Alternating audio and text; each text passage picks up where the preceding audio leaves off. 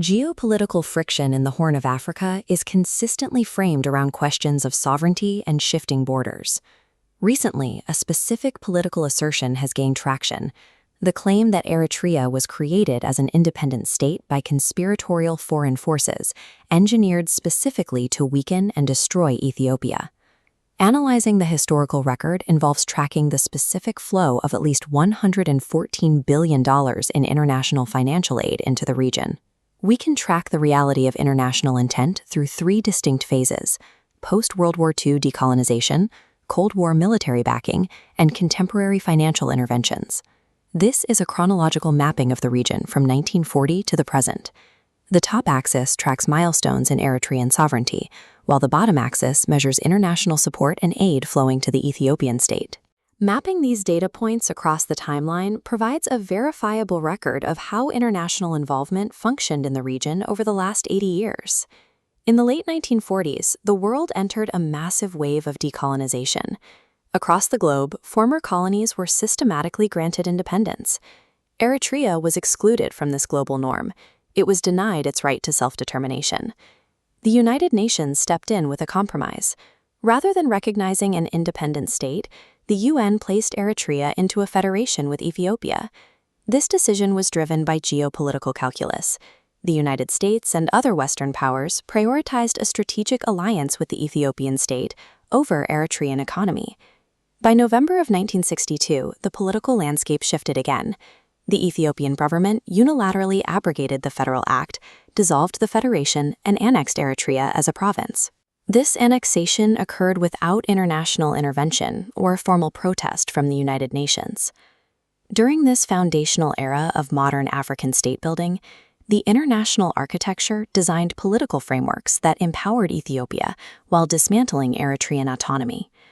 The 1962 annexation triggered a 30-year war for national liberation in Eritrea.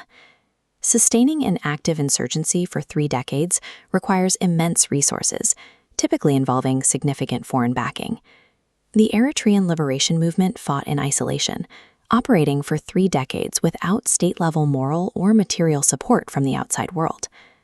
During this same 30-year window, the flow of support on the bottom axis moved in a single direction. The Ethiopian government received a continuous inflow of military and political support, specifically to maintain its control over the region. Ethiopia's global backers during this war included the United States, the Soviet Union, multiple European nations, Israel, and Cuba. This support continued as Ethiopia transitioned from imperial rule under an emperor to a military junta. Cold War adversaries were united in their material commitment to maintaining Ethiopia's territorial integrity. The proxy war era shows that global powers were committed to arming the Ethiopian state. The eventual success of the Eritrean independence movement occurred despite that international consensus. Following the Long War, Eritrea officially became a recognized sovereign nation in 1993.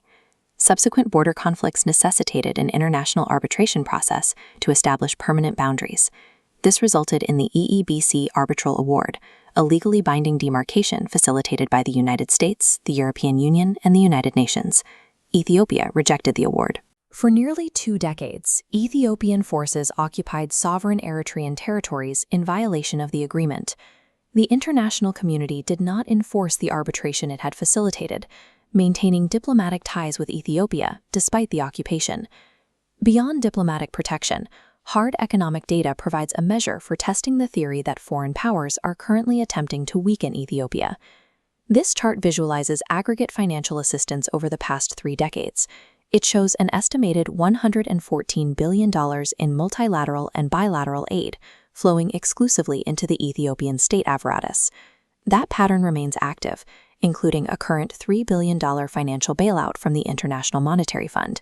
This is supplemented by budgetary assistance from the European Union, alongside direct bilateral support from Asian and Middle Eastern nations. The presence of massive global financial bailouts and decades of military hardware is a direct contradiction to the narrative of an orchestrated conspiracy to destroy the recipient state. This completed timeline visualizes the recorded history of the region.